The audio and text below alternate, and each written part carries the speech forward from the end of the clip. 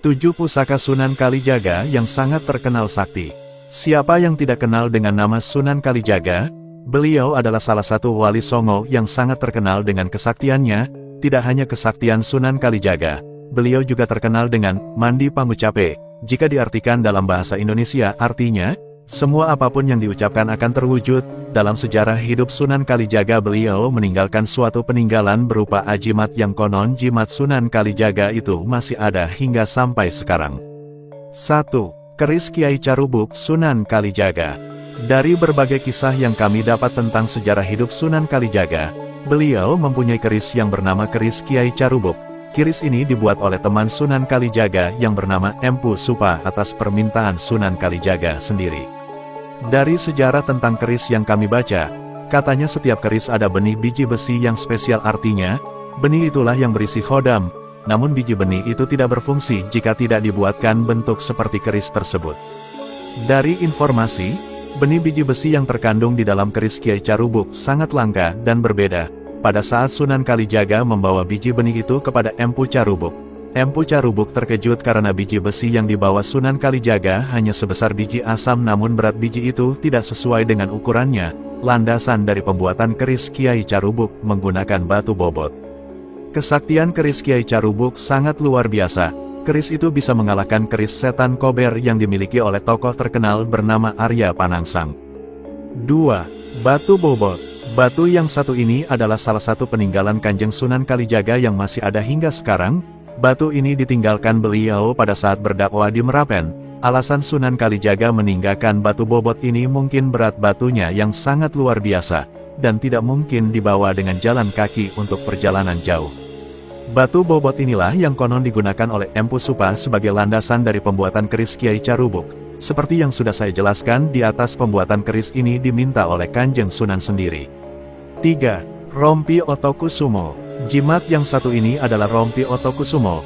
Rompi ini didapat oleh Kanjeng Sunan Kalijaga sesudah selesai menghatamkan Al-Quran. Pada hari penyelesaiannya itu adalah pas hari Jumat Legi. Pada suatu ketika Kanjeng Sunan Kalijaga sedang berkumpul dengan 8 sunan lainnya, wali Songo, di Masjid Agung Demak. Kanjeng Sunan Kalijaga mendapat surat yang berisikan bahwa Sunan Kalijaga akan mendapatkan kambing. Lalu kulit kambing itu dibuat menjadi rompi yang diberi nama Rompi Otokusumo. Ada juga yang mengatakan bahwa Rompi Otokusumo adalah peninggalan dari Nabi Muhammad Rasulullah, yang dihadiahkan ke Sunan Kalijaga. Kami tidak dapat memastikan asal Sunan Kalijaga mendapatkan rompi ini. Kami hanya mendapat info tersebut. Rompi Otokusumo terkenal dengan kecanggihannya. Jika seseorang memakai rompi ini, orang itu akan menjadi lebih berenergi, lebih kuat, dan juga menjadi kebal senjata. Namun sayang, tidak semua orang kuat menggunakan rompi tersebut. Hanya orang-orang terpilih yang bisa menggunakan Rompi Otokusumo. Salah satunya adalah Kanjeng Sunan Kalijaga. 4. Api Alam.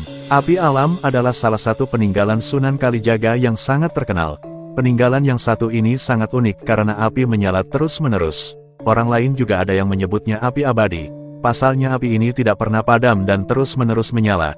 Dari sumber yang kami dapat, konon api ini terbentuk ketika Sang Sunan Kalijaga menancapkan tongkatnya ke tanah untuk hendak berdakwah. Tak lama kemudian lubang tempat Sunan Kalijaga menancapkan tongkatnya keluar gas alam yang menjadi api berskala 1,5 meter. Api ini juga konon pernah digunakan oleh Empu Supa dalam pembuatan keris-kerisnya, namun sekarang api alam sengaja ditimbung dengan batu kapur agar tidak membahayakan orang sekitarnya. 5. Sumur Jolotundo. Sumur yang terkenal ini terletak di Demak, kurang lebih 200 meter dari makam Sunan Kalijaga. Banyak yang meyakini bahwa air yang terdapat di sumur ini sangat bertuah. Tidak sedikit orang yang datang ke sumur ini dengan berbondong-bondong ataupun bersama keluarganya. Banyak yang datang dengan untuk wudhu, mandi, dan ada juga yang membawanya pulang. Dari berbagi cerita masyarakat setempat, jika mengambil air dari sumur tersebut, harus membaca Bismillahirrohmanirrohim, dan sesudahnya mendapat air tersebut harus mengucap, Amin. Ada juga yang mengatakan jika menggunakan air tersebut untuk mandi, penyakit yang diderita orang tersebut akan hilang atau cepat sembuh. 6. Jimat Baju Galo. Jimat yang satu ini bernama Baju Galo. Bagi kalian yang menyukai benda-benda pusaka pasti tidak akan asing dengan nama Jimat Baju Galo.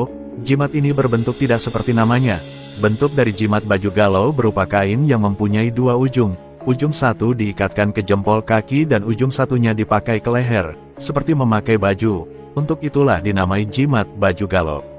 Efek dari memakai jimat baju galau adalah bisa bepergian dari satu tempat ke tempat yang lain dalam waktu singkat. Seperti teleportasi, mungkin jimat ini yang dipakai Sunan Kalijaga saat beliau menjadi berandalan, yaitu berandal Lokajaya, untuk merampas harta para saudagar untuk dibagikan ke masyarakat yang kekurangan. 7. Tasbih Sunan Kalijaga.